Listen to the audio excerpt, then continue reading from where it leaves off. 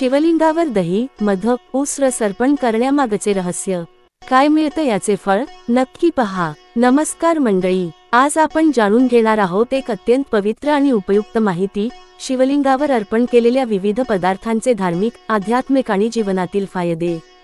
जर तुम्ही रोज किंवा श्रावण मासात किंवा सोमवारी शिवपूजा करता तर ही माहिती तुम्हाला नक्कीच उपयोगी पडेल।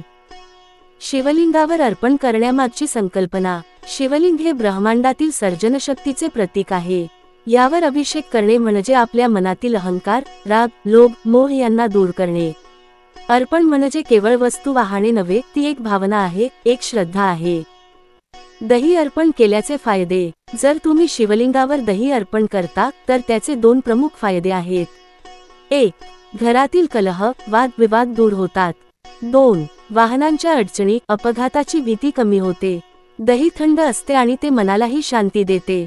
ऊसाचा रस अर्पण केल्याचे फायदे। ऊस हा समृद्धीचा, गोडीचा आणि धनलाभाचा प्रतीक आहे। 1. शिवलिंगावर ऊस रस अर्पण केल्याने लक्ष्मी कृपा प्राप्त होते। 2. व्यवसाय व नोकरीत यश मिळते। 3. आर्थिक अडचणी दूर होतात। मध अर्पण करण्याचे फायदे। मध अर्पण करणे म्हणजे आपल्या वाणीत गोडवा आणणे। 1. वाणी मधुर होते, त्यामुळे लोक आकर्षित होतात। 2. वादविवाद कमी होतात। 3. पती पत्नीतील समजूत वाढते। नारळाचे पाणी। नारळ हे श्रीफळ म्हणून पूजनीय आहे। 1. आरोग्य सुधारते। 2. वाईट शक्तींपासून संरक्षण मिळते। 3. मनोबल वाढते। दूध व जल अर्पण। दूध हे सात्विकतेचे प्रतीक आहे आणि जल म्हणजे शुद्धीकरण। 1. पापांचा नाश होतो। 2. मानसिक शांती मिळते। 3. आत्मशुद्धी होते। कुठल्या दिवशी काय अर्पण करावे?